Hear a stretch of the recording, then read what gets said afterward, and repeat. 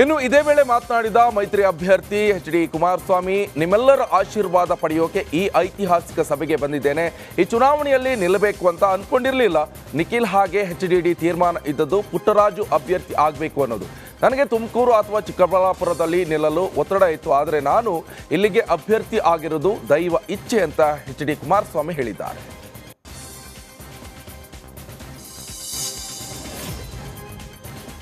ರಾಜ್ಯದಲ್ಲಿ ಪ್ರಧಾನಿ ಮೋದಿ ಹಾಗೆ ಮಾಜಿ ಪ್ರಧಾನಿ ದೇವೇಗೌಡರು ಜೋಡೆತ್ತುಗಳಂತೆ ಪ್ರಚಾರವನ್ನ ಮಾಡ್ತಾ ಇದ್ದಾರೆ. ಹೀಗಾಗಿ ದೇಶಕ್ಕಾಗಿ ಮಂಡ್ಯ ಜನರು ಎಚ್.ಡಿ.ಕೆಗೆ ಮತವನ್ನ ಹಾಕಬೇಕು ಅಂತ ಮಾಜಿ ಸಚಿವ ಸಿ.ಎಸ್. ಪುಟ್ಟರಾಜು ಮನವಿಯನ್ನ ಮಾಡಿಕೊಂಡಿದ್ದಾರೆ. ಪಾಂಡವಪುರ ಮೈತ್ರಿ ಸಮಾವೇಶದಲ್ಲಿ ಮಾತನಾಡಿದ ಅವರು, ಇದು ಹಣವಂತ ಹೃದಯವಂತ ನಡುವಿನ ಚುನಾವಣೆ, ಹೀಗಾಗಿ ಕುಮಾರಸ್ವಾಮಿ ಅವರನ್ನ ಗೆಲ್ಲಿಸಿ ಅಂತ ತಿಳಿಸಿದ್ದಾರೆ.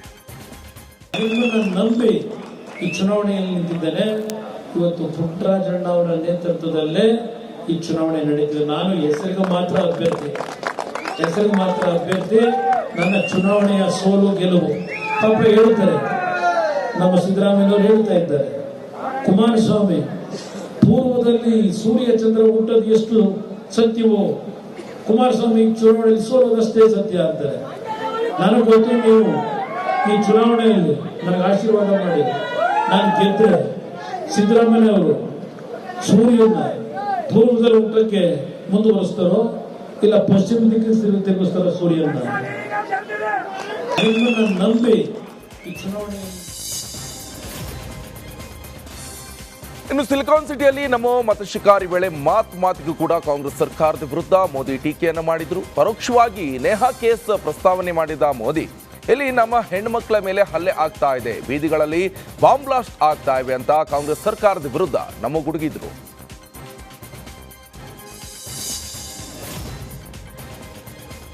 ನನ್ನ ಜಮೀನಿನಲ್ಲಿ ನಾನು ಕಲ್ಲು ಹೊಡೆಯೋಕೆ ಇವನ ಅಪ್ಪಣೆ ಬೇಕಾ ಅಂತ ಕುಮಾರಸ್ವಾಮಿ ವಿರುದ್ಧ ಏಕವಚನದಲ್ಲೇ ಡಿ.ಕೆ. ಶಿವಕುಮಾರ್ ವಾಗ್ದಾಳಿ ನಡೆಸಿದ್ದಾರೆ. ಮಂಡ್ಯ ಜಿಲ್ಲೆಗೆ ಕುಮಾರಸ್ವಾಮಿ ಕೊಡುಗೆ ಆದ್ರೂ ಏನು, ಅಸೆಂಬ್ಲಿಗೆ ಬಾ ಮಾತಾಡೋಣ ಅಂತ ಕೂಡ ಹೇಳಿದ್ದೇನೆ. ನನಗೂ ಕುಮಾರಸ್ವಾಮಿಗೂ ಏನ್ ಮಾತು ಆಯಿತು ಅಂತ ಮುಂದಿನ ಪೀಳಿಗೆಗೂ ಸಹ ಗೊತ್ತಾಗಬೇಕು ಅಂತ ಡಿ.ಕೆ. ಶಿವಕುಮಾರ್ ಕಿಡಿಕಾರಿದ್ರು.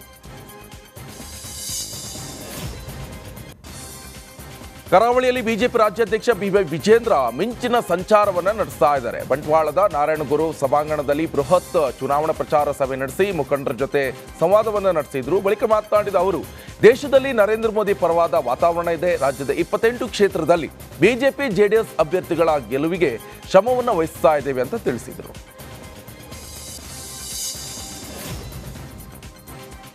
ಮಂಗಳೂರು ನಗರದ ಮಾಜಿ ಮೇಯರ್ ಕವಿತಾ ಸನೀಲ್ ಬಿಜೆಪಿಗೆ ಸೇರ್ಪಡೆಯಾಗಿದ್ದಾರೆ. ಬಂಟ್ವಾಳದಲ್ಲಿ ನಡೆದ ಬಿಜೆಪಿ ರಾಜ್ಯಾಧ್ಯಕ್ಷ ವಿಜೇಂದ್ರ ನೇತೃತ್ವದ ಚುನಾವಣಾ ಪ್ರಚಾರ ಸಭೆಯಲ್ಲಿ ಕವಿತಾ ಸನೀಲ್ ಬಿಜೆಪಿ ಸೇರ್ಪಡೆಯಾಗಿದ್ದಾರೆ.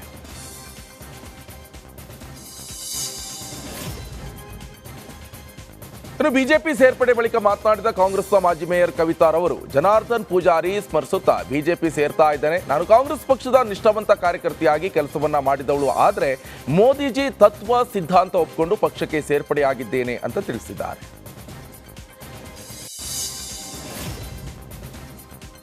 ವಿಧಾನಸಭಾ ಚುನಾವಣೆಯಲ್ಲಿ ಜೆಡಿಎಸ್ನವರು 18 ಸೀಟ್ ಬಂದ್ರೆ ನಾವೇ ಕಿಂಗ್ ಮೇಕರ್ ಅಂತ ಇದ್ರು, ಆದರೆ ಕಾಂಗ್ರೆಸ್ ಪಕ್ಷ ಬಹುಮತ ಬಂದಿದೆ. ಅದೇ ರೀತಿ ಲೋಕಸಭೆಯಲ್ಲೂ ಕೂಡ ಹೆಚ್ಚಿನ ಸ್ಥಾನವನ್ನ ಗೆಲ್ಲಲಿದ್ದೇವೆ ಅಂತ ಡಿ.ಕೆ. ಶಿವಕುಮಾರ್ ಭವಿಷ್ಯವನ್ನ ನುಡಿದಿದ್ದಾರೆ. ನಮಗೆ ಯಾವ ನಂಟಸ್ತನ ಬೇಡ, ಜೋಡೆತ್ತು ಬೇಡ ಎಂದಿದ್ದೆ, ಅದೇ ರೀತಿ ಸ್ವತಂತ್ರವಾಗಿ ಅಧಿಕಾರಕ್ಕೆ ಬಂದಿದ್ದೇವೆ ಅಂತ ಹೇಳಿದ್ದಾರೆ. ಈಗ ದೇವೇಗೌಡರು ಮಾತಾಡ್ತವ್ರೆ, ಅವರು ಬಿಜೆಪಿ ರಿಕ್ವೆಸ್ಟ್ ಮಾಡ್ತಾರಂತೆ ಪ್ರೈಮ್ ಮಿನಿಸ್ಟರ್ಗೆ ಕೂಡಲೇ ಮಾಡಬೇಕು ಅಂತ. ನಾವು ಮಾತಾಡುವಾಗ, ನಾವು ಹೋರಾಟ ಮಾಡಿದಾಗ ಅದಕ್ಕೆ ಟೀಕೆ ಮಾಡ್ತಾ ಇದ್ರು. ಮಿಸ್ಟರ್ ಕುಮಾರಸ್ವಾಮಿ, ನೀನು ರೈತರ ಪರವಾಗಿಲ್ಲ, ನಿನ್ನ ಬರೀ ಖಾಲಿ ಮಾತು, ಬರೀ ಬುಡಬುಡಕೆ ಮಾತು. ಈ ಸಂಕಲ್ಪವನ್ನ ನಾವು ಮಾಡಿದ್ದೇವೆ. ಕಾಂಗ್ರೆಸ್ ಸರ್ಕಾರ, ಈ ಡಿ.ಕೆ. ಶಿವಕುಮಾರ್ ನೀರಾವರಿ ಜವಾಬ್ದಾರಿಯನ್ನು ತೆಗೆದುಕೊಂಡಿದ್ದೇನೆ. ಸಿದ್ದರಾಮಯ್ಯ ರಾಜ್ಯದ ಮುಖ್ಯಮಂತ್ರಿ ಆಗಿದ್ದಾರೆ. ನಮಗೆ ಕೂಡಲೇ ನಮಗೆ ನ್ಯಾಯಾಲಯದಿಂದ ಆದೇಶ ಸಿಗ್ತದೆ. ಇವತ್ತು ಮೇಕೆದಾಟು ಯೋಜನೆಯನ್ನ ಮಾಡಿ ಈ ಕಾವೇರಿ ಜಲಾನಯನ ಪ್ರದೇಶನ ರಕ್ಷಣೆ ಮಾಡುವಂತ ಕೆಲಸವನ್ನ. ಕೆಆರ್ಪೇಟೆಯ ಕಾಂಗ್ರೆಸ್ ಸಮಾವೇಶದಲ್ಲಿ ಮಾಜಿ ಸ್ಪೀಕರ್ ಕೃಷ್ಣ ಅವರ ಜೊತೆಗಿನ ಒಡನಾಟದ ಬಗ್ಗೆ ಸಿಎಂ ಸಿದ್ದರಾಮಯ್ಯ ನೆನೆದಿದ್ದಾರೆ. ಕೃಷ್ಣ ಅವರು ಅತ್ಯಂತ ಪ್ರಾಮಾಣಿಕ ರಾಜಕಾರಣಿ. ಕೆಆರ್ಪೇಟೆ ಅಭಿವೃದ್ಧಿಗೆ ಅವರು ಶ್ರಮವನ್ನು ವಹಿಸಿದ್ದಾರೆ. ನೀವೆಲ್ಲ ಇವತ್ತು ಹೆಚ್ಚಿನ ಸಂಖ್ಯೆಯಲ್ಲಿ ಬಂದಿದ್ದೀರಿ. ನಿಮ್ಮನ್ನ ನೋಡಿದ್ರೆ ನಮ್ಮ ಅಭ್ಯರ್ಥಿ ಗೆದ್ದೇ ಗೆಲ್ತಾರೆ ಅನ್ನೋ ವಿಶ್ವಾಸ ನನಗೆ ಇದೆ ಅಂತ ಹೇಳಿದ್ದಾರೆ. ಬಿಜೆಪಿಯವರ ಸುಳ್ಳು, ಕಾಂಗ್ರೆಸ್ಸಿನ ಸತ್ಯ.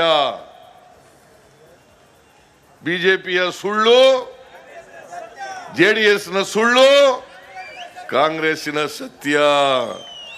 ಸತ್ಯ ಗೆಲ್ತದೋ ಸುಳ್ಳು ಗೆಲ್ತದೋ? ನೀವು ಸುಳ್ಳು ಪರವಾಗಿರ್ತೀರೋ ಸತ್ಯದ ಪರವಾಗಿರ್ತೀರೋ? ರವಿಶಂಕರಿಗೆ ದೊಡ್ಡ ಅಂತರದಲ್ಲಿ ಗೆಲ್ಲಿಸಿದ್ರಿ.